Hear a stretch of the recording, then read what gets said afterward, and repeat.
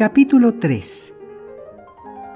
A las 12:30 del día siguiente, Lord Henry Wotton se fue dando un paseo desde Curzon Street hasta Albany para visitar a su tío, Lord Fermor, un viejo solterón jovial, aunque algo brusco, a quien el mundo exterior tachaba de egoísta porque no sacaba de él ningún beneficio particular, pero a quien la buena sociedad consideraba generoso porque daba de comer a los que le divertían. Su padre había sido nuestro embajador en Madrid cuando Isabel era joven y nada anunciaba a Prim, pero abandonó el servicio diplomático en un caprichoso momento de irritación por no haberle ofrecido la embajada de París, puesto al que creía tener pleno derecho por razones de nacimiento y de indolencia, por el buen inglés de sus despachos y su desmesurada pasión por los placeres. El hijo, que había sido secretario de su padre, había dimitido al mismo tiempo que su jefe, en un gesto que entonces se consideró algo tonto, y cuando unos meses más tarde heredó el título, se lanzó con toda seriedad al estudio del gran arte aristocrático de no hacer absolutamente nada. Poseía 2 grandes casas en la capital, pero prefería vivir de alquiler para evitarse molestias, y hacía la mayoría de las comidas en su club. Prestaba cierta atención a la gestión de sus minas de carbón en los Midlands, alegando, para excusar esa mancha industrial, que un caballero solo obtenía una ventaja del hecho de tener carbón: permitirse la decencia de quemar leña en su propio hogar. En política era conservador, salvo cuando los conservadores estaban en el poder, periodo durante el cual los acusaba violentamente de no ser más que una pandilla de radicales. Era un héroe para su ayuda de cámara, que lo tiranizaba, y un terror para la mayoría de sus familiares, a quienes a su vez tiranizaba. Solo podía haber nacido en Inglaterra y siempre decía que el país se precipitaba a la ruina. Sus principios eran anticuados, pero podían decirse muchas cosas favorables de sus prejuicios. Cuando Lord Henry entró en la habitación, encontró a su tío sentado, vestido con una tosca chaqueta de casa, fumando un cigarro puro y refunfuñando contra el Times. ¿Qué te trae tan temprano? Creía que los dandis como tú no se levantaban nunca antes de las 2 y que no estaban visibles hasta las 5. Puro cariño de familia, te lo aseguro, tío George. Quiero conseguir algo de ti. Dinero, supongo, dijo Lord Fermor, torciendo el gesto. Bueno, siéntate y cuéntamelo. En estos tiempos los jóvenes creen que el dinero lo es todo. Sí, murmuró Lord Henry, arreglándose la flor en el ojal de la chaqueta. Y cuando se hacen viejos lo saben. Pero no quiero dinero. Solo la gente que paga sus facturas necesita dinero, tío George. Y yo nunca pago las mías. El crédito es el capital de los segundones, y se vive muy agradablemente de él. Además, siempre trato con proveedores de Dartmoor, y por lo tanto nunca me molestan. Lo que quiero es información. No una información útil, desde luego, sino una información inútil. Bueno, puedo hablarte de cualquier cosa que figure en el libro azul inglés, Harry, aunque esos tipos escriben hoy en día un montón de bobadas. Cuando yo estaba en el cuerpo diplomático, las cosas iban mucho mejor. Pero he oído que ahora los eligen mediante oposiciones. ¿Qué se puede esperar? Las oposiciones, señor mío, son pura patraña de principio a fin. Si un hombre es un caballero, sabe más que de sobra, y si no es caballero, todo lo que sabe es malo para él. Mr. Dorian Gray no figura en los libros azules, tío George, dijo Lord Henry en tono lánguido. ¿Mr. Dorian Gray? ¿Quién es?, preguntó Lord Fermor, frunciendo las espesas cejas blancas. Eso es precisamente lo que he venido a averiguar, tío George. Mejor dicho, sé quién es.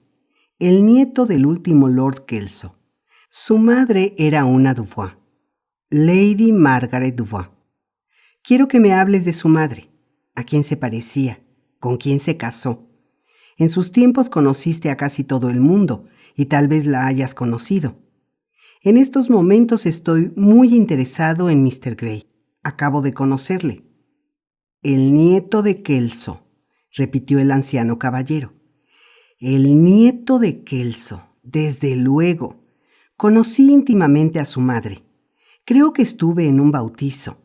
Era una joven de extraordinaria belleza, Margaret de Bois, y sacó de quicio a todo el mundo escapándose con un tipo que no tenía un céntimo, un donadie, señor mío, un oficial subalterno en un regimiento de infantería o algo parecido. Ya lo creo. Recuerdo todo como si hubiera sucedido ayer. El pobre muchacho resultó muerto en un duelo en Spa, pocos meses después de casarse. Corrió una historia muy fea sobre el asunto. Dijeron que Kelso había contratado a un canalla aventurero, un belga bestia, para que insultase en público a su yerno, que le había pagado, sí, que le había pagado, y que el tipo ensartó a su hombre como si fuese un pichón. Se echó tierra sobre el asunto, pero luego, y durante cierto tiempo, Kelso tuvo que comerse solo su chuleta en el club. Consiguió que su hija regresase a casa, según me contaron, pero nunca volvió a dirigirle la palabra. Sí, fue un feo asunto. Además, la chica murió. Murió en menos de un año. De modo que le dejó un hijo, ¿no es así? Lo había olvidado. ¿Qué clase de muchacho es? Si se parece a su madre, debe ser un joven bien parecido. Es muy bien parecido, asintió Lord Henry. Espero que caiga en buenas manos, prosiguió el viejo. Si Kelso se ha portado bien con él, deberá tener un buen montón de dinero esperándole. Su madre también tenía dinero. Toda la herencia Selby fue a parar a ella, por su abuelo. Tu abuelo odiaba a Kelso. Lo consideraba un tipo muy agarrado. Y desde luego lo era. En una ocasión fue a Madrid estando yo allí. Palabra que sentí vergüenza. La reina solía preguntarme quién era el noble inglés que siempre andaba peleándose con los cocheros por el precio de las carreras. Todos conocían la historia. Durante un mes no me atreví a asomarme por la corte. Espero que haya tratado a su nieto mejor que a los cocheros. No lo sé, contestó Lord Henry. Me figuro que el joven tiene una vida acomodada. Todavía no es mayor de edad. Sé que Selby es suyo. Él me lo ha dicho. ¿Y era muy guapa su madre? Era una de las criaturas más hermosas que nunca he visto, Harry. ¿Qué la indujo a comportarse como lo hizo? Es algo que no he podido comprender nunca. Habría podido casarse con quien hubiese querido. Carlington estaba loco por ella, pero era una mujer romántica. En esa familia todas las mujeres lo han sido. Los hombres no valían gran cosa, pero diablos, las mujeres eran maravillosas. Carlington se le puso de rodillas. Él mismo me lo contó. Ella se rió de él. Cuando en esa época no había en Londres una chica que no corriese detrás de Carlington. Por cierto, Harry, a propósito de matrimonios estúpidos, ¿qué es esa patraña que me cuenta tu padre de que Dartmoor quiere casarse con una americana? ¿Es que las inglesas no son bastante buenas para él? Ahora está bastante de moda casarse con americanas, tío George. Apoyaré a las inglesas frente al mundo entero, Harry, dijo Lord Fermor, dando un puñetazo en la mesa. Las apuestas están a favor de las americanas, contestó Lord Henry. No resisten, es lo que me han dicho, murmuró su tío. Un compromiso largo las agota, dijo Lord Henry, pero son magníficas en las carreras de obstáculos. Los franquean de un salto. No creo que Dartmoor tenga la menor oportunidad. ¿Quiénes son sus padres?, gruñó el anciano. ¿Los tiene acaso? Lord Henry meneó la cabeza. Las jóvenes americanas son tan hábiles ocultando a sus padres como las inglesas ocultando su pasado, respondió levantándose para marcharse. Supongo que no son charcuteros, dijo Lord Fermor. Eso espero, tío George, por el bien de Dartmoor. Me han dicho que en América la charcutería es la profesión más lucrativa después de la política. ¿Y es guapa? Se comporta como si fuera hermosa. La mayoría de las americanas lo hacen. Ese es el secreto de su encanto. ¿Por qué no pueden quedarse esas americanas en su país? Siempre nos están diciendo que es el paraíso para las mujeres. ¿Lo es? Y por esa razón, como Eva, están tan exageradamente ansiosas por abandonarlo, dijo Lord Henry. Hasta la vista, tío George. Llegaré tarde al almuerzo si me quedo más tiempo. Gracias por darme la información que necesitaba. Siempre me gusta saberlo todo de mis nuevos amigos y nada de los antiguos. ¿Dónde es el almuerzo, Harry? En casa de tía Agatha. He hecho que me inviten, junto con Mr. Gray. Es su más reciente protegido. Dile a tu tía Agatha que no me moleste con sus peticiones de caridad. Estoy hasta la coronilla. Esa buena mujer piensa que no tengo otra cosa que hacer que firmar cheques para sus estúpidas manías. De acuerdo, tío George, se lo diré, pero no servirá de nada. Los filántropos pierden todo sentido de humanidad. Es su característica distintiva. El anciano gruñó una aprobación y tocó la campanilla para llamar al criado.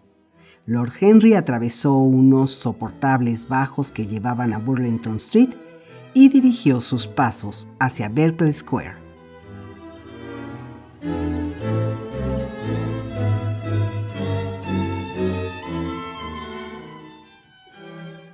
Así pues, aquella era la historia de los progenitores de Dorian Gray. Pese a lo rudimentario del relato, le había impresionado por su sugerencia de una historia de amor extraña, casi moderna. Una mujer hermosa que lo arriesga todo por una loca pasión. Unas pocas semanas salvajes de felicidad cortadas en seco por un crimen espantoso y traicionero. Meses de agonía en silencio y luego un niño nacido en el dolor. La madre arrebatada por la muerte. El niño abandonado a la soledad y la tiranía de un viejo sin amor. Sí, eran unos antecedentes interesantes. Situaban al muchacho, lo volvían, por así decir, más perfecto. Detrás de todas las cosas exquisitas que existen, hay algo trágico. Es menester que los mundos sufran para que brote la más humilde de las flores. Y qué encantadora había estado durante la cena de la víspera, cuando, con los ojos asustados y los labios entreabiertos de placer y de pavor, se había sentado frente a él en el club mientras las rojas pantallas de los candelabros prestaban un color más intenso al rosa de su rostro despertado por el asombro. Hablar con él era como tocar el más delicado de los violines. Respondía a cada toque y a cada vibración del arco. Hay algo terriblemente cautivador en el ejercicio de una influencia. Ninguna otra actividad puede comparársele. Proyectar el alma propia en una forma refinada y dejarla recrearse allí por un momento, oír volver como un eco los puntos de vista propios, enriquecidos por toda la música de la pasión de la juventud, trasladar su propio temperamento a otro como si se tratase de un líquido sutil o un perfume extraño. Eso sí que es fuente de alegría verdadera. Quizá la alegría más satisfactoria que nos queda en una época tan limitada y vulgar como la nuestra. Una época groseramente carnal en sus placeres y groseramente vulgar en sus ambiciones. Aquel muchacho al que había conocido por un curioso azar en el estudio de Basil era, además, un modelo maravilloso. O al menos podía convertírsele en un modelo maravilloso. Suya era la gracia y la blanca pureza de la adolescencia, y la belleza, tal como los antiguos mármoles griegos nos la han conservado. No había nada que no se pudiese hacer con él. Se le podía convertir en un titán o en un juguete. Qué pena que una belleza así estuviese destinada a marchitarse. ¿Y Basil? Desde un punto de vista psicológico, qué interesante era. Un nuevo estilo artístico, una mirada nueva sobre la vida, sugeridos de manera tan extraña por la simple presencia visible de alguien que no era consciente de todo aquello. El espíritu silencioso que mora en los bosques oscuros y recorre invisible el campo abierto, mostrándose de pronto como una dríade y sin miedo, porque en el alma de quien la busca se había despertado aquella visión maravillosa a la que le está reservada la revelación de las cosas maravillosas. Las simples formas y dibujos de las cosas iban refinándose, por así decirlo, y adquiriendo una especie de valor simbólico, como si ellas mismas fuesen el esbozo de otra forma más perfecta todavía, cuya sombra volvían real. ¡Qué extraño era todo! Recordaba algo parecido en la historia. ¿No había sido Platón, aquel artista del pensamiento, el primero que lo había analizado? ¿No había sido Michelangelo Buonarroti quien lo había esculpido en el mármol multicolor de una serie de sonetos? Pero en nuestro siglo resultaba extraño. Sí, trataría de ser para Dorian Gray lo que, sin saberlo, el joven era para el pintor que había hecho el maravilloso retrato. Trataría de dominarlo. De hecho, ya lo había conseguido a medias. Haría suyo aquel espíritu maravilloso. Había algo fascinante en aquel hijo del amor y la muerte. De repente se detuvo y levantó la vista hacia las casas. Se dio cuenta de que había dejado atrás la de su tía y, sonriendo para sí, volvió sobre sus pasos. Cuando entró en el vestíbulo bastante sombrío, el mayordomo le dijo que ya se habían sentado a la mesa. Entregó su sombrero y su bastón a uno de los lacayos y pasó al comedor. «Tarde como de costumbre, Harry», exclamó su tía, meneando la cabeza como reproche. Inventó una excusa fácil y, después de ocupar el asiento vacío junto a ella, miró a su alrededor para ver quién estaba. Desde el otro extremo de la mesa, Dorian le dirigió una tímida inclinación, mientras sus mejillas se ruborizaban furtivamente de placer. Enfrente estaba la duquesa de Harley, dama de admirable carácter y buen temperamento, muy apreciada por todos los que la conocían, y de esas amplias proporciones arquitectónicas a las que, en mujeres que no son duquesas, los historiadores contemporáneos dan el nombre de corpulencia. Junto a él, a su derecha, estaba sentado Sir Thomas Burdon, diputado radical que en la vida pública seguía a su jefe de filas y en la privada a los mejores cocineros, cenando con los conservadores y pensando con los liberales, de conformidad con una regla muy sabia y bien conocida. El asiento situado a la izquierda de la duquesa estaba ocupado por Mr. Erskine of Treadley, anciano caballero de considerable encanto y cultura, pero que había caído en el mal hábito del silencio, por haber dicho, como en cierta ocasión le había explicado Lady Agatha, todo lo que tenía que decir antes de cumplir los 30. Su vecina era Mrs. Von Leigh, una de las amigas más viejas de su tía, perfecta santa entre todas las mujeres, pero tan terriblemente aburrida que hacía pensar en un cantoral mal encuadernado.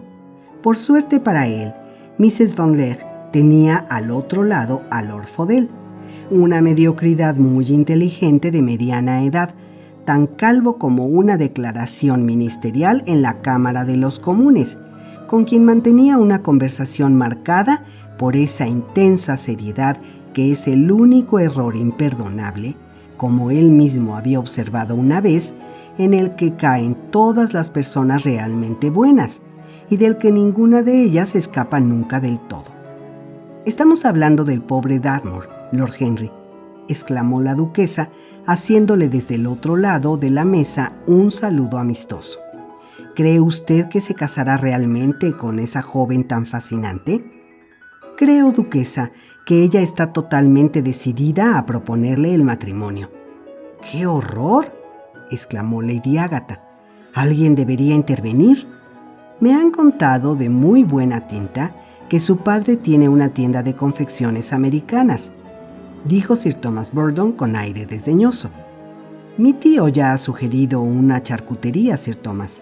¿Confesiones? ¿Qué son las confesiones americanas?, preguntó la duquesa, alzando asombrada sus grandes manos y subrayando el verbo. Novelas americanas, respondió Lord Henry, sirviéndose un poco de codorniz. La duquesa pareció desconcertada. No le haga caso, querida, susurró Lady Agatha.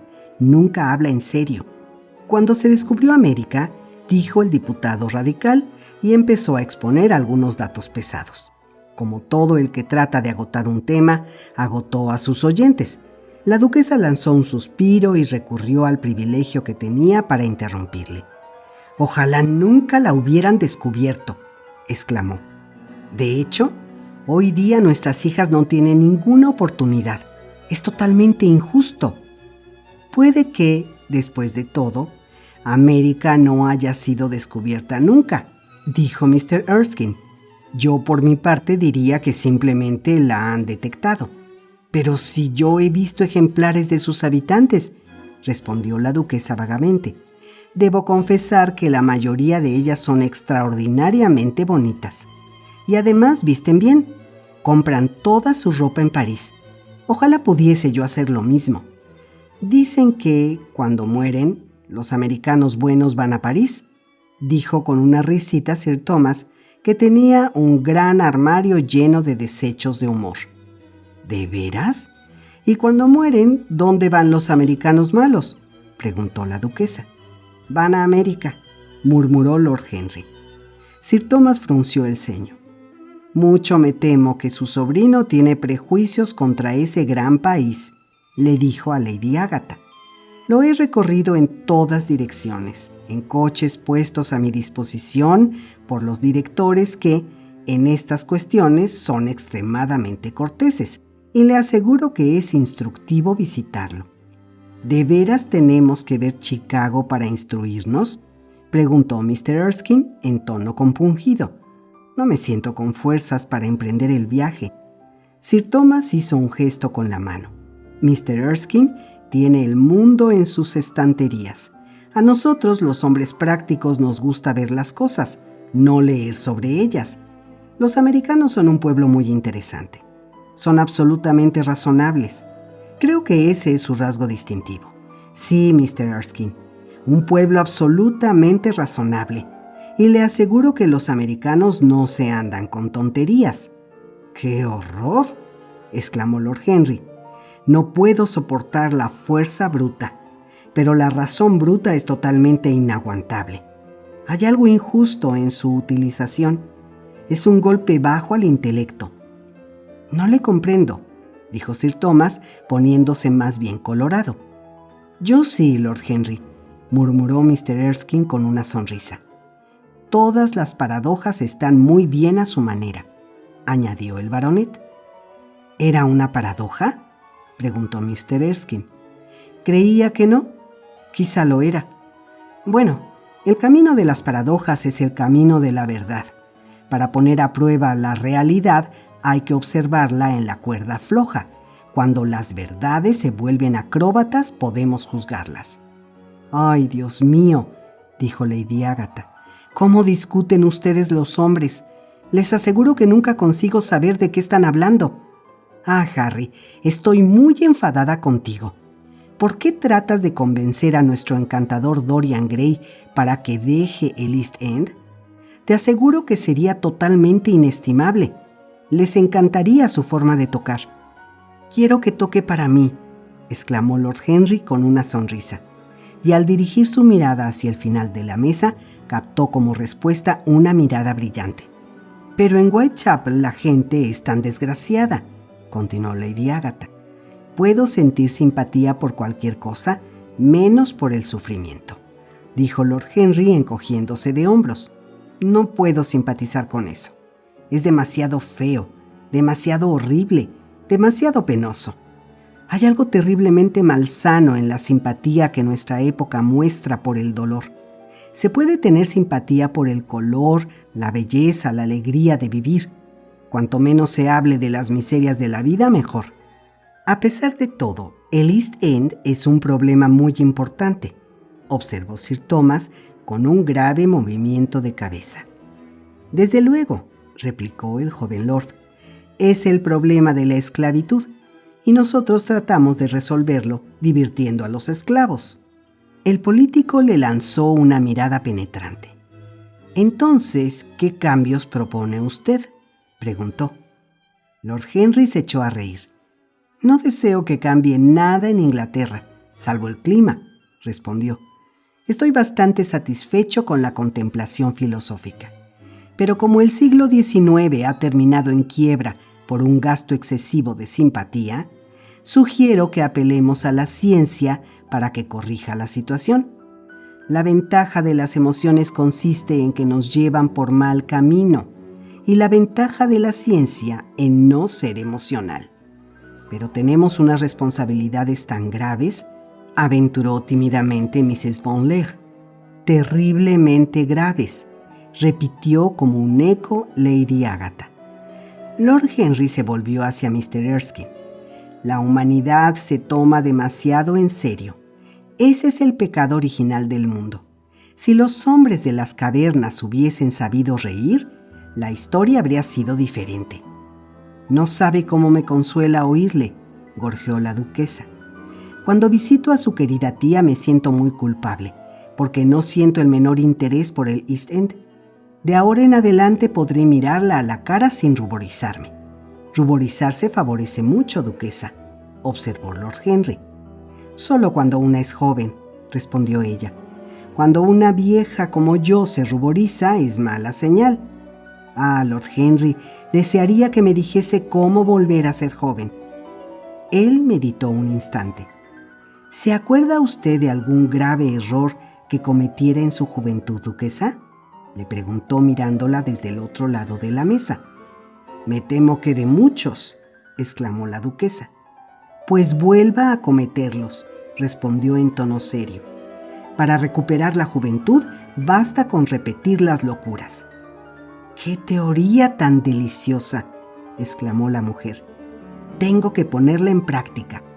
«¡Qué teoría tan peligrosa!», dejó escapar entre sus apretados labios Sir Thomas. Lady Agatha meneó la cabeza, pero no pudo dejar de parecerle divertida. Mr. Erskine escuchaba. «Sí», continuó él, «es uno de los grandes secretos de la vida.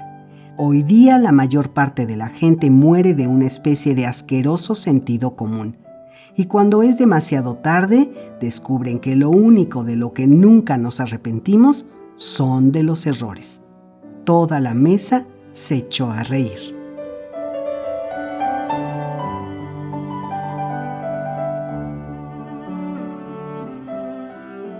Lord Henry jugó con la idea y la maduró tenazmente. La lanzó al aire y la transformó. La dejó escapar y volvió a cogerla. La irizó con la imaginación y le dio alas con la paradoja. El elogio de la locura, a medida que proseguía, remontó el vuelo para convertirse en filosofía. Y la filosofía misma se hizo joven. Y al dejarse ganar por la desenfrenada música del placer, se hubiera dicho que vestida con su túnica manchada de vino y coronada de hiedra, danzó como una bacante sobre las colinas de la vida, y se burló del torpe silencio por estar sobrio. Los hechos huían ante ella como las criaturas asustadas del bosque. Sus blancos pies hollaban el enorme lagar junto al que se sienta el sabio Omar, hasta que el hirviente zumo rosado de la vid se elevaba alrededor de sus extremidades desnudas en oleadas de purpúreas burbujas o se deslizaba como espuma roja por los negros costados inclinados y chorreantes de la cuba. Fue una improvisación extraordinaria. Sentía que los ojos de Dorian Gray estaban clavados en él, y la conciencia de que entre su auditorio había alguien cuyo temperamento deseaba fascinar parecía dar agudeza a su deseo y prestar color a su imaginación. Estuvo brillante, fantástico y responsable. Encantó a sus oyentes hasta hacerles olvidarse de sí mismos, y ellos siguieron su flauta riendo. Dorian Gray no apartó en ningún momento los ojos de él. Permaneció inmóvil, como embrujado, con los labios sonriendo constantemente mientras el asombro se convertía en gravedad en unos ojos que se ensombrecían. Finalmente, con la librea propia de la época, la realidad entró en la estancia en forma de un lacayo que anunció a la duquesa que su coche la esperaba. Ella se retorció las manos con fingida desesperación. ¡Qué fastidio!, exclamó. «Debo irme. Tengo que recoger a mi marido en el club para llevarlo a una reunión absurda a los salones de Willis que él debe presidir. Si llego tarde, estoy segura de que se pondrá furioso y no puedo permitirme una escena con este sombrero. Es demasiado frágil. Una palabra dura lo echaría a perder. No, tengo que irme, querida Agatha. Hasta la vista, Lord Henry. Es usted absolutamente delicioso y terriblemente desmoralizador. No sé qué pensar de sus ideas. Tiene que venir a cenar con nosotros una de estas noches. ¿El martes? ¿No tiene ningún compromiso el martes? Por usted, duquesa, renunciaría a cualquiera», dijo Lord Henry, haciendo una inclinación. «Ah, qué amable y qué cruel es eso de su parte», exclamó. «Pero no se olvide de venir», y abandonó la estancia seguida por Lady Agatha y las demás damas. Cuando Lord Henry volvió a sentarse, Mr. Erskine dio la vuelta a la mesa y, ocupando un asiento a su lado, le puso la mano en el brazo. «Habla usted mejor que un libro», dijo. «¿Por qué no escribe uno? Me gusta demasiado leer libros para preocuparme de escribirlos, Mr. Erskine. Me gustaría escribir una novela, desde luego. Una novela que fuese tan hermosa y tan irreal como una alfombra persa. Pero en Inglaterra no hay público lector más que para periódicos, manuales de texto y enciclopedias. De todos los pueblos de la tierra, los ingleses son los que menos sentido tienen de la belleza literaria». «Me temo que tiene usted razón», respondió Mr. Erskine. «Yo mismo tuve ambiciones literarias, pero hace mucho que renuncié a ellas. Y ahora, mi joven amigo, si me permite que le llame así, ¿puedo preguntarle si cree seriamente en todo lo que nos ha dicho durante la comida?» «He olvidado por completo lo que he dicho», dijo Lord Henry con una sonrisa. «¿Tan inmoral era todo?» «Muy inmoral, desde luego. De hecho, le considero a usted extremadamente peligroso, y si le ocurriese algo a nuestra buena duquesa, todos le consideraríamos el principal responsable. Pero me gustaría hablar con usted sobre la vida. La generación a la que pertenezco era aburrida. Algún día, cuando se canse de Londres, venga a Treadley y expóngame su filosofía del placer mientras bebemos alguna admirable Borgoña que tengo la suerte de poseer. Estaré encantado. Una visita sería un gran privilegio. Cuenta con un anfitrión perfecto y con una perfecta biblioteca. Usted completará ese encanto», respondió el anciano con una inclinación cortés. «Y ahora tengo que despedirme de su excelente tía. Me esperan en el Athenaeum. Es la hora en que solemos dormir allí». «¿Todos, Mr. Erskine?» 40 de nosotros, en 40 sillones. Hacemos prácticas para formar una academia inglesa de las letras». Lord Henry se rió y se puso de pie. «Me voy al parque», exclamó. Cuando iba a cruzar la puerta, Dorian Gray le tocó en el brazo. «Déjeme que le acompañe», murmuró. «Pero si creía que había prometido a Basil Hallward que iría usted a verle», respondió Lord Henry. «Preferiría ir con usted. Sí, siento que debo acompañarle. Permítamelo. ¿Y me promete hablarme todo el rato? Nadie habla tan maravillosamente como usted». «Ah, por hoy ya he hablado suficiente», dijo Lord Henry sonriendo. «Todo lo que quiero ahora es contemplar la vida. Puede venir usted conmigo a mirarla, si eso le agrada».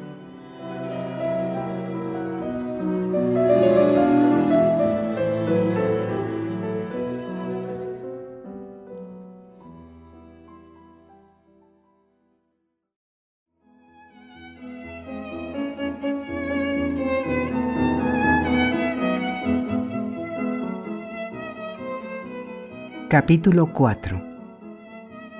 Cierta tarde, un mes después, Dorian Gray estaba reclinado en un lujoso sillón en la pequeña biblioteca de la casa de Lord Henry en Mayfair. A su manera, se trataba de una habitación encantadora, con su revestimiento alto de madera de roble de color oliva, su friso color crema, su cielo raso con elevadas molduras de escayola y su moqueta de fieltro color ladrillo salpicada de alfombras persas de seda de largos flecos. Sobre una diminuta mesa de madera satinada se alzaba una estatuilla de Clodion y a su lado un ejemplar de Leçons Nouvelles encuadernado por Clovised para Margarita de Valois y salpicado con las margaritas doradas que esa reina había elegido por emblema. Algunos grandes jarrones chinos de porcelana azul y tulipanes papagayo estaban dispuestos en la repisa de la chimenea, y a través de los pequeños cristales emplomados de la ventana fluía la luz color albaricoque de un día de verano en Londres. Lord Henry aún no había vuelto. Por principio llegaba siempre tarde, porque, según ese principio, la puntualidad es el ladrón del tiempo. De ahí que el joven pareciese más bien malhumorado, mientras con dedos distraídos pasaba las páginas de una edición primorosamente ilustrada de Manon Lescaut, que había encontrado en una de las estanterías. El solemne y monótono tic-tac del reloj Luis XIV le molestaba. Una o dos veces pensó en marcharse. Por fin se dejó oír fuera un ruido de pasos y la puerta se abrió. «¡Qué tarde llegas, Harry!», murmuró. «Me temo que no es Harry, Mr. Gray», respondió una voz estridente. Echó rápidamente una mirada a su alrededor y se puso de pie. «Le pido perdón. Creía usted que era mi marido. Solo soy su esposa. Permítame que me presente. Le conozco muy bien por las fotografías. Me parece que mi marido tiene 17. ¿De veras 17, Lady Henry? Bueno, entonces 18. Y le vi con él la otra noche en la ópera». Reía nerviosa al hablar y le contemplaba con sus vagos ojos de no me olvides. Era una mujer curiosa, cuyos vestidos siempre daban la impresión de haber sido diseñados con furia y puestos en una tempestad. Normalmente estaba enamorada de alguien, y como su pasión nunca era correspondida, había mantenido todas sus ilusiones.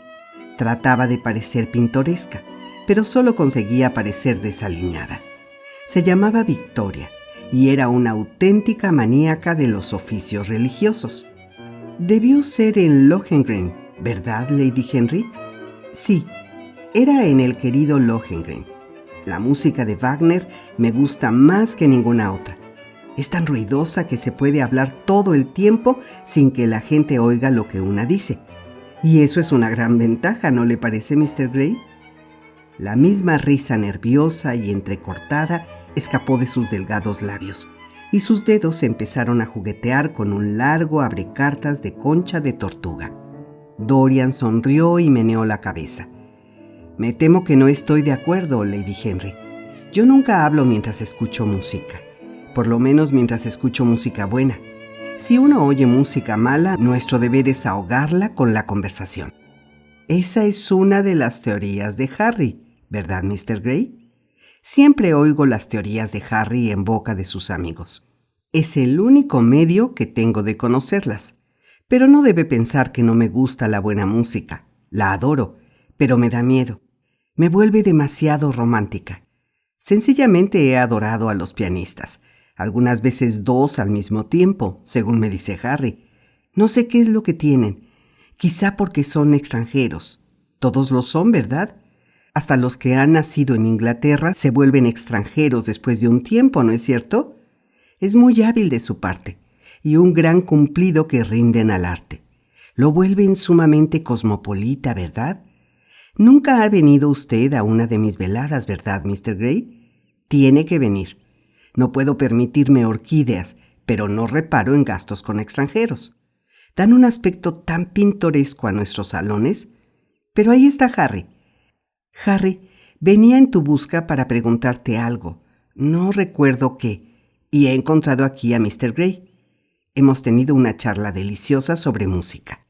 Tenemos exactamente las mismas ideas. No, creo que nuestras ideas son totalmente distintas, pero ha sido muy amable. Me alegro mucho de haberle conocido.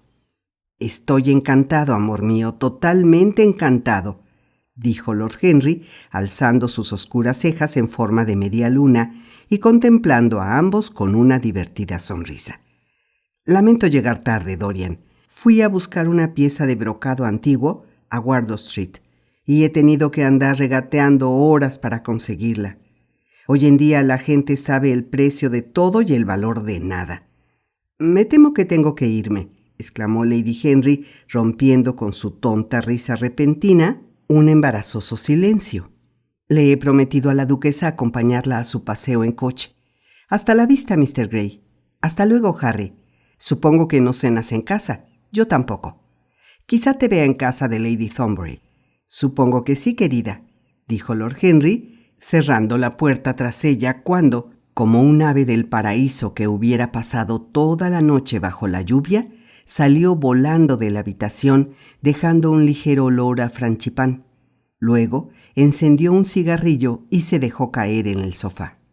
No te cases nunca con una mujer de pelo color pajizo, Dorian, dijo tras unas bocanadas. ¿Por qué, Harry?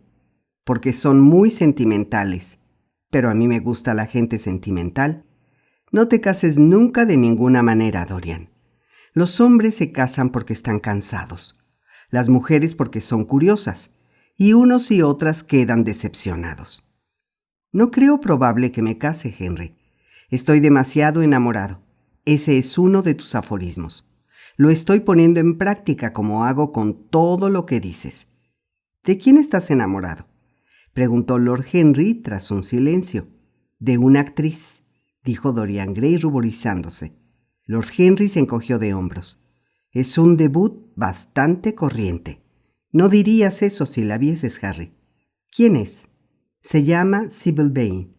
Nunca he oído hablar de ella. Ni nadie, pero un día todo el mundo la conocerá. Es un genio, querido muchacho. Ninguna mujer es un genio. Las mujeres son un sexo decorativo. Nunca tienen nada que decir, pero lo dicen de una manera encantadora. Las mujeres representan el triunfo de la materia sobre el espíritu, lo mismo que los hombres representan el triunfo de la mente sobre la moral.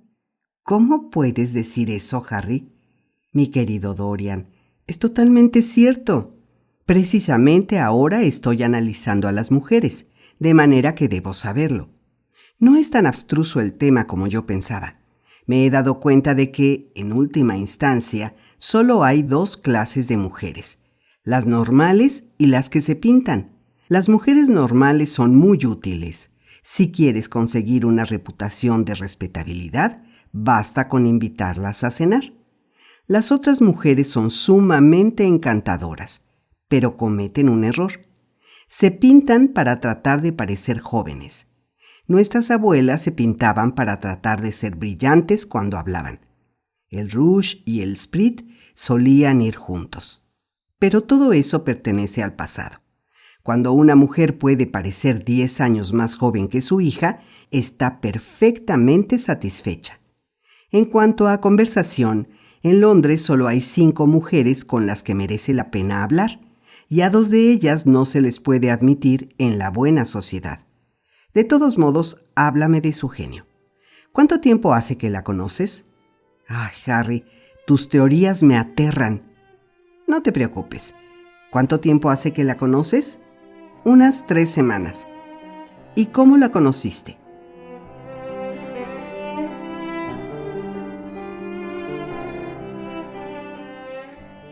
Voy a contártelo, Harry, pero no tienes que burlarte. Después de todo, no habría sucedido nunca si no te hubiese conocido. Tú me llenaste de un salvaje deseo de conocer todo de la vida. Después de conocerte, durante varios días creí sentir algo latiendo en mis venas. Cuando paseaba por el parque o caminaba por Piccadilly, solía mirar a todas las personas que pasaban, preguntándome con una curiosidad loca qué tipo de vida llevaban. Algunas me fascinaban, otras me llenaban de terror. En el aire había un veneno exquisito. Sentía pasión por las sensaciones. Bueno, una tarde, a eso de las 7, decidí salir en busca de alguna aventura. Me dije que este gris y monstruoso Londres nuestro, con sus millares de personas, sus pecadores sórdidos y sus espléndidos pecados, como tú mismo dijiste en cierta ocasión, debía tener en reserva algo para mí. Me imaginé 1000 cosas. El solo peligro me daba una sensación deliciosa. Recordé lo que me habías dicho en el curso de aquella maravillosa velada en que cenamos juntos por primera vez, sobre que la búsqueda de la belleza era el verdadero secreto de la vida. No sé qué esperaba, pero salí y vagué sin rumbo fijo en dirección este, perdiéndome enseguida por un laberinto de calles sucias y oscuras plazas sin hierba. A eso de las 8:30 pasé ante un teatrillo absurdo, con grandes hachones de gas brillantes y carteles chillones. En la entrada, un horrible judío, con el chaleco más asombroso que he visto en mi vida, fumaba un puro inmundo.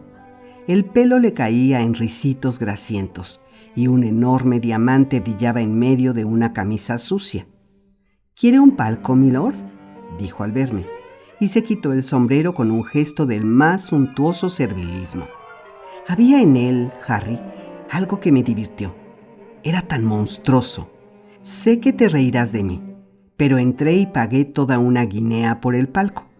Todavía hoy sigo sin saber por qué actué así, y sin embargo, de no haberlo hecho, mi querido Harry, de no haberlo hecho, me habría perdido la mayor historia de amor de mi vida. Veo que te ríes. Es horroroso de tu parte. No me río, Dorian, o por lo menos no me río de ti, pero no deberías decir la mayor historia de amor de tu vida.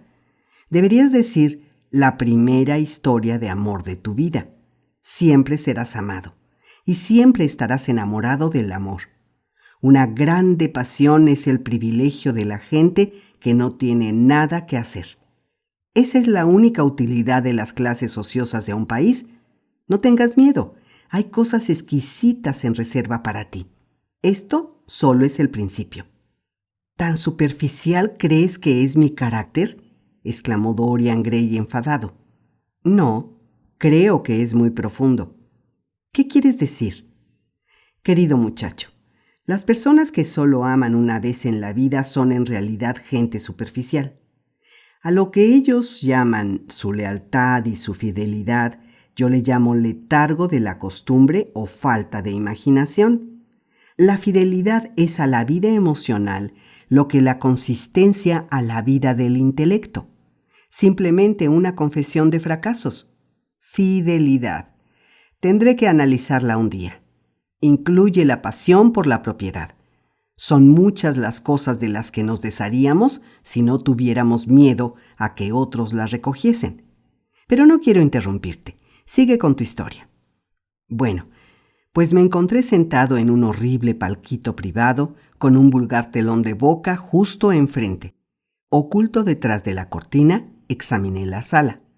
Todo era de mal gusto, con cupidos y cornucopias como una tarta nupcial de tercera categoría. El gallinero y la platea estaban bastante llenos, pero las 2 filas de sucias butacas estaban completamente vacías, y apenas había nadie en lo que supongo que llaman palcos de principal. Unas mujeres iban de un lado para otro con naranjas y refrescos de jengibre, y había una terrible consumición de frutos secos. Debía ser exactamente igual que en los días gloriosos del drama británico, dijo Lord Henry. Me imagino que exactamente igual, y muy deprimente. Empezaba a preguntarme qué demonios estaba haciendo allí cuando el programa atrajo mi atención. ¿Qué obra cree usted que era, Harry? Imagino que El joven idiota o Mudo pero inocente. Creo que a nuestros padres solía gustarles ese tipo de obras. Cuantos más años tengo, Dorian, mejor comprendo que todo lo que era bastante bueno para nuestros padres es bastante malo para nosotros. La obra era bastante buena para nosotros, Harry. Era Romeo y Julieta. Debo reconocer que me irritaba la idea de ver a Shakespeare representado en un antro tan miserable. Aún así, en cierto modo me sentía interesado. En cualquier caso, decidí esperar al primer acto. Había una orquesta horrorosa, dirigida por un joven hebreo sentado ante un piano desafinado, que a punto estuvo de hacerme huir. Pero finalmente se alzó el telón y empezó la obra. Romeo era un caballero corpulento y entrado en años, de cejas pintadas con corcho, ronca voz de tragedia y silueta en forma de barril de cerveza. Mercucio era casi igual de malo. Lo encarnaba el bufón de la compañía, que había introducido chistes de su cosecha y que estaba en los mejores términos con la platea. Ambos eran tan grotescos como el decorado, que parecía haber salido de una barraca de feria.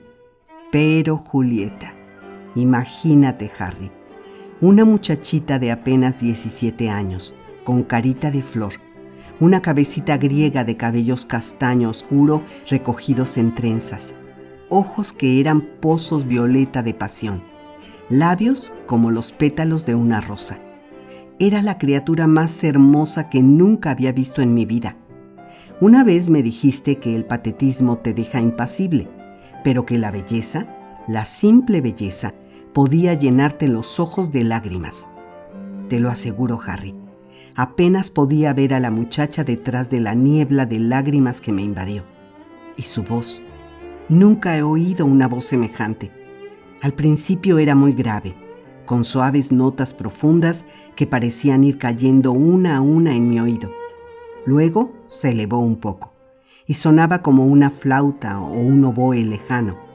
En la escena del jardín tenía todo el éxtasis trémulo que oímos justo antes de la aurora, cuando cantan los ruiseñores. Un poco más tarde hubo momentos en que tenía la impetuosa pasión de los violines. Ya sabes cómo puede afectar una voz. Tu voz y la de Sybil Vane son dos cosas que no olvidaré nunca. Cuando cierro los ojos las oigo, y cada una dice algo diferente. No sé cuál seguir. ¿Por qué no había de amarla? Te aseguro que la amo, Harry. Lo es todo para mí. Noche tras noche voy a verla actuar. Una noche es Rosalinda y la noche siguiente Imogen. La he visto morir en la tiniebla de una tumba italiana recogiendo el veneno de los labios de su amante. La he visto vagar por el bosque de Arden disfrazada de hermoso muchacho con calzas, jubón y un gorro primoroso.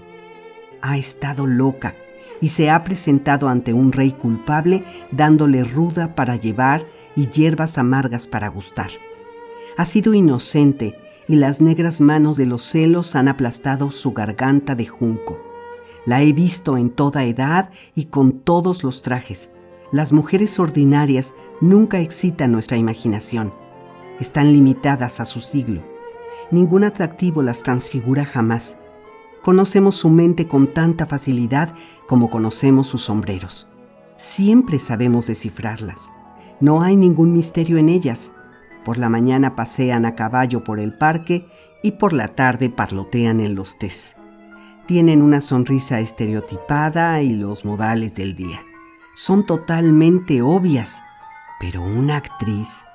¡Qué diferente es una actriz, Harry! ¿Por qué no me dijiste que lo único que merece ser amado es una actriz?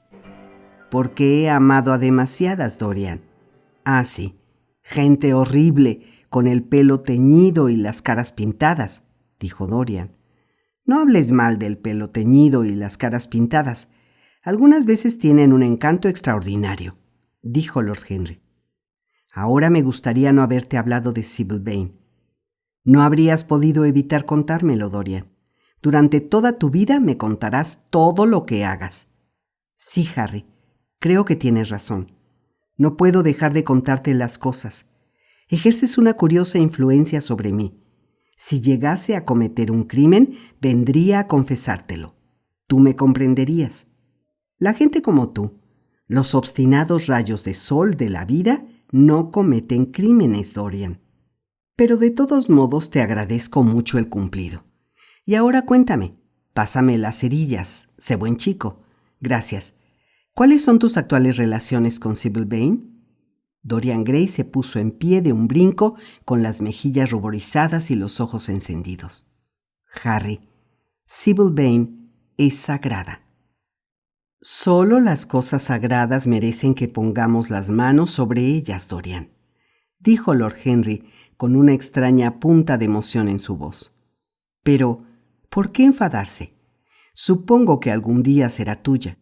Cuando estamos enamorados, siempre empezamos engañándonos a nosotros mismos y siempre terminamos engañando a los demás. Es lo que el mundo llama una historia de amor. De todos modos, supongo que la conoces. Claro que la conozco. La primera noche que estuve en el teatro, el horrible judío viejo se pasó por el palco después de la representación y se ofreció a llevarme entre bastidores y presentármela. Consiguió enfurecerme y le dije que Julieta estaba muerta desde hacía varios siglos y que su cuerpo reposaba en una tumba de mármol en Verona. Creo, por su expresión de asombro, que pensó que yo había bebido demasiado champán o algo parecido. No me sorprende, dijo Lord Henry. Luego me preguntó si escribía en algún periódico. Le respondí que ni siquiera leía nunca ninguno. Pareció terriblemente decepcionado y me confió que todos los críticos dramáticos se habían confabulado contra él y que todos ellos podían comprarse. No me extrañaría que tuviese toda la razón, añadió Lord Henry. Pero en cambio, a juzgar por su aspecto, la mayoría no deben resultar muy caros. Bueno, él parece pensar que están por encima de sus posibilidades, dijo Dorian riendo. Sin embargo, para entonces ya estaban apagando las luces del teatro y tenía que irme. Él quería que probase unos puros que me recomendaba calurosamente. Decliné su ofrecimiento. A la noche siguiente volví, por supuesto. Al verme hizo una profunda reverencia y me aseguró que yo era un verdadero protector de las artes. Era un animal totalmente insoportable, aunque tuviese por Shakespeare una pasión extraordinaria. Una vez me contó, lleno de orgullo, que sus 5 quiebras se debieron enteramente al bardo, como insiste en llamarlo. Parecía considerarlo un timbre de gloria. Lo era, mi querido Dorian, un grandísimo timbre de gloria. La mayoría de la gente termina quebrado por invertir demasiado en la prosa de la vida. Haberse arruinado por la poesía es un honor. Pero, ¿cuándo hablaste por primera vez con Sybil Vane? La tercera noche. Acababa de interpretar a Rosalinda. No pude dejar de pasar a verla. Yo le había lanzado algunas flores y ella me había mirado. Eso al menos me había imaginado yo. El viejo judío insistía. Parecía decidido a llevarme entre bastidores, así que acepté. Es curioso que no desease conocerla, ¿verdad? No, a mí no me lo parece, Dorian. ¿Y por qué no, querido Harry? Ya te lo diré en otra ocasión. Ahora quiero saber de la chica. ¿Sybil? Oh, tan tímida y tan dulce. Tiene algo de niña. Se le abrieron mucho los ojos con el más exquisito de los asombros cuando le dije lo que pensaba de su interpretación, y me dio la impresión de que no tenía ninguna conciencia de su poder. Creo que ambos estábamos bastante nerviosos. El viejo judío seguía plantado con una mueca risueña en la puerta de aquel vestíbulo lleno de polvo, diciendo frases rebuscadas sobre los dos, mientras nosotros permanecíamos de pie mirándonos como niños. Él insistía en llamarme milord, y tuve que asegurarle a Sybil que no lo era ni por asomo. Ella me dijo con total sencillez: «Parece más un príncipe. Tengo que llamarle Príncipe Azul». A fe, Dorian, que Miss Sybil sabe hacer muy bien los cumplidos. No la comprendes, Harry. Me veía simplemente como un personaje de teatro. No sabe nada de la vida. Vive con su madre, una anciana cansada y desvaída que la primera noche interpretaba a Lady Capuleto envuelta en una especie de bata color magenta y que parece haber conocido días mejores. Conozco ese aspecto. Me deprime, murmuró Lord Henry examinando sus sortijas. El judío quería contarme su historia, pero le dije que no me interesaba. Hiciste muy bien. Siempre hay algo infinitamente mezquino en las tragedias de los demás. Sybil es lo único que me interesa. ¿Qué me importa de dónde viene? Desde la punta de su cabecita hasta la de sus piececitos, es absoluta y totalmente divina. Cada noche de mi vida voy a verla actuar, y cada noche es más admirable. Imagino, dijo Lord Henry, que esa es la razón por la que ahora ya nunca cenas conmigo. Pensaba que debías tener alguna curiosa historia de amor entre manos, y la tenías, pero no exactamente la que yo esperaba. Mi querido Harry, almorzamos o cenamos juntos todos los días, y he ido contigo varias veces a la ópera, dijo Dorian abriendo de asombro sus ojos azules. Pero siempre llegas con un retraso espantoso, Dorian. Bueno, es que no puedo dejar de ver actuar a Sybil, exclamó. Aunque sea solo un acto. Tengo hambre de su presencia, y cuando pienso en el alma admirable que se esconde en ese pequeño cuerpo de marfil, quedo sobrecogido. Esta noche puedes cenar conmigo, ¿verdad, Dorian? Negó con la cabeza. Esta noche hace Imogen, contestó, y mañana por la noche a Julieta. ¿Cuándo es Sybil Vane? Nunca. Te felicito. ¡Qué odioso eres! Sybil es todas las grandes heroínas del mundo en una sola. Es más que un individuo. Ríete, pero te aseguro que tiene genio. La amo, y tengo que conseguir que me ame. Ya que conoces todos los secretos de la vida, dime la forma de hechizar a Sybil Vane, para que me ame. Quiero que Romeo tenga celos. Quiero que todos los amantes muertos del mundo oigan nuestras risas y se entristezcan. Quiero que un soplo de nuestra pasión devuelva la conciencia a su polvo, que despierte sus cenizas y sufran. Dios mío, Harry, cómo la adoro. Caminaba arriba y abajo por la habitación mientras hablaba. Unas manchas rojas, como de fiebre, encendían sus mejillas. Estaba terriblemente excitado. Lord Henry lo contemplaba con una sutil sensación de placer. Qué diferente era ahora del muchacho tímido y temeroso que había conocido en el estudio de Basil Hallward. Su temperamento se había desarrollado como una flor, y había echado capullos de roja llama. Su alma había abandonado su escondite secreto, y el deseo había salido a su encuentro. ¿Y qué te propones hacer?, terminó diciendo Lord Henry. Quiero que Basil y tú me acompañen una noche para verla actuar. No tengo el más mínimo temor al resultado. Estoy seguro de que los dos reconocerán su genio. Luego tendremos que arrancársela al judío de las manos.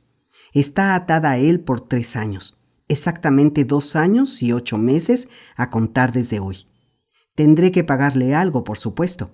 Cuando todo esté arreglado, buscaré un teatro en el West End y la lanzaré como es debido. Enloquecerá a todo el mundo como me ha enloquecido a mí. Eso es imposible, querido amigo, dijo Lord Henry. Sí, lo hará.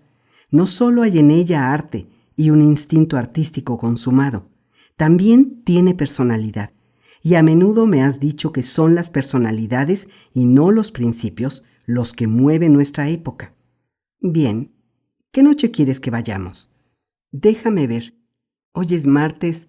Digamos que mañana. Mañana interpreta Julieta. Perfecto.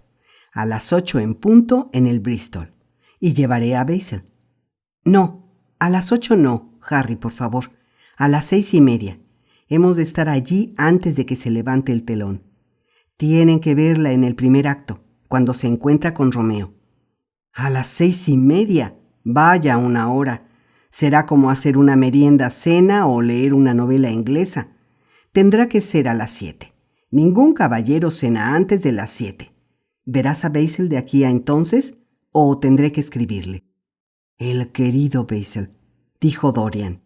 Hace una semana que no le he puesto la vista encima. Es bastante odioso de mi parte, porque me ha enviado mi retrato con un marco maravilloso, diseñado especialmente por él. Y aunque siento algunos celos del retrato, que ya es todo un mes más joven que yo, debo admitir que me deleita verlo. Quizás sería mejor que le escribieses. No tengo ganas de verme con él a solas. Dice cosas que me molestan. Me da buenos consejos. Lord Henry sonrió. A la gente le encanta dar aquello de lo que más carece. Es lo que yo llamo el colmo de la generosidad. Basil es la mejor persona, añadió Dorian, pero a mí me parece un poco filisteo. Lo he descubierto desde que te conozco, Harry. Basil, querido amigo, dijo Lord Henry, pone en su trabajo todo lo que constituye su encanto. En consecuencia, para su vida no le queda otra cosa que sus prejuicios, sus principios y su sentido común. Los únicos artistas que conozco y que personalmente son encantadores son malos artistas. Los buenos artistas únicamente existen en lo que hacen y por lo tanto no tienen absolutamente ningún interés como personas. Un gran poeta, un poeta realmente grande, es la menos poética de las criaturas. Pero los poetas menores son absolutamente fascinantes. Cuanto peores son sus rimas, más pintorescos parecen. El simple hecho de haber publicado un libro de sonetos mediocres hace a un hombre totalmente irresistible. Vive la poesía que no puede escribir. Los otros escriben la poesía que no se atreven a poner en práctica. ¿Es realmente así, Harry?, dijo Dorian, echando en su pañuelo un poco de perfume de un gran frasco de tapón dorado que había sobre la mesa. Debe serlo, si tú lo dices. Y ahora me voy. Imogen está esperándome. Hasta mañana. No te olvides. Adiós.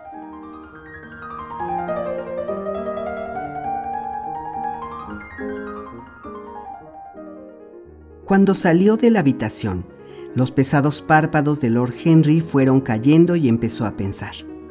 Desde luego, poca gente le había interesado tanto como Dorian Gray, y sin embargo, la loca adoración del joven por otra persona no provocaba en él la menor punzada de irritación o de celos.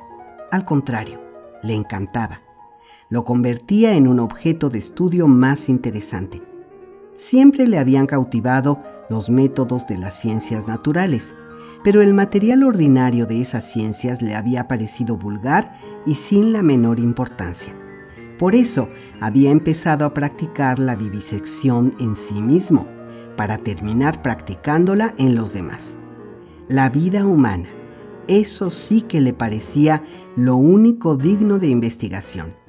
Comparado con ella, no había nada que tuviese ningún valor.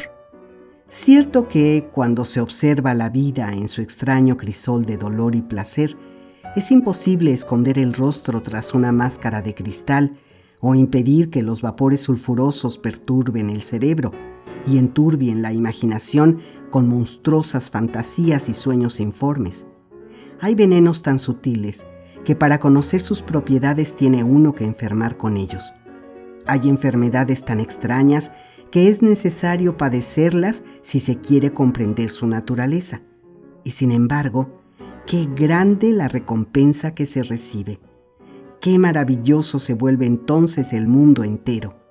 Captar la extraña y rigurosa lógica de la pasión y la emoción que colorea la vida del intelecto. Observar dónde se encuentran y dónde se separan, hasta qué punto van al unísono y hasta qué punto están en desacuerdo. ¡Qué delicia! ¿Qué importancia tenía el precio?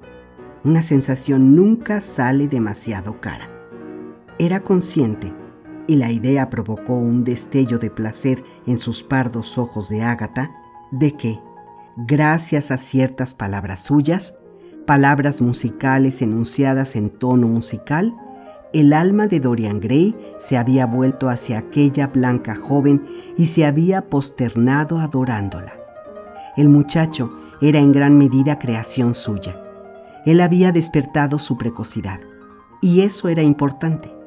Las personas corrientes esperan que la vida les desvele sus secretos, pero para unos pocos, para los elegidos, los misterios de la vida se revelan antes de que se haya descorrido el velo.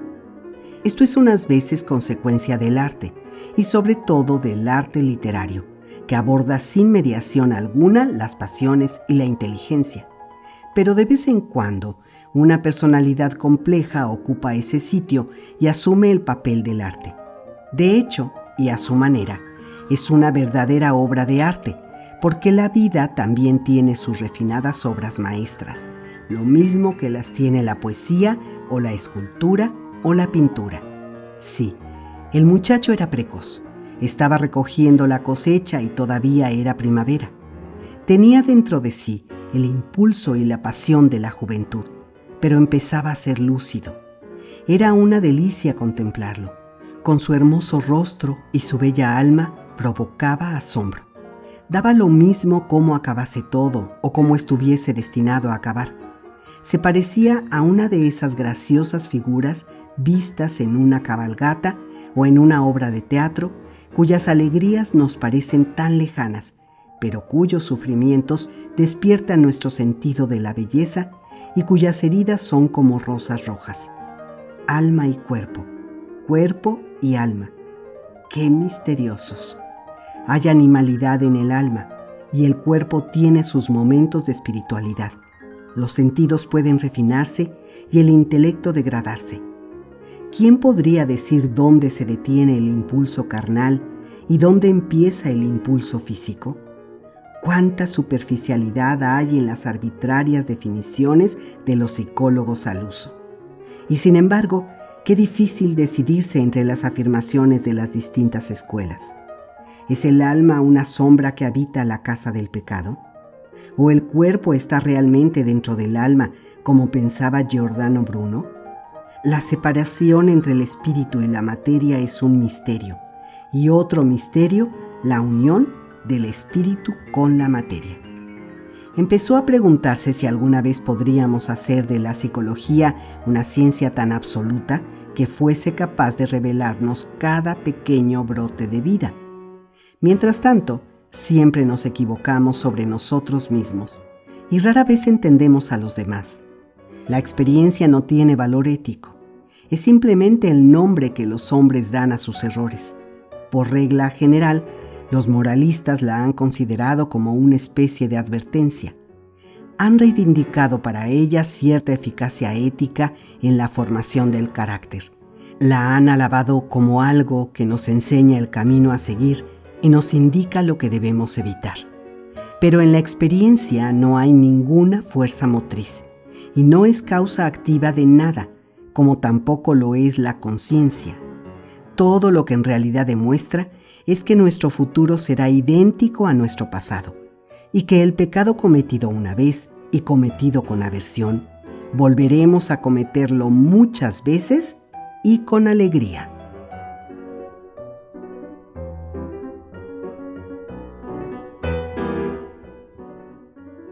Tenía claro que el método experimental es el único que permite llegar a un análisis científico de las pasiones, y desde luego, Dorian Gray era un individuo hecho a su medida, que parecía prometer resultados ricos y fructíferos.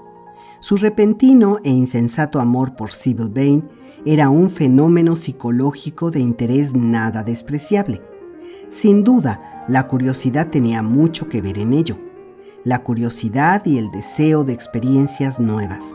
Y sin embargo, no era una pasión simple, sino más bien muy compleja. Lo que en ella había de puro instinto sensual de adolescente había sido transformado por obra de la imaginación, transformado en algo que hasta al propio joven le parecía ajeno a los sentidos, y que por eso mismo era mucho más peligroso. Las pasiones sobre cuyo origen nos engañamos son las que ejercen la mayor tiranía sobre nosotros.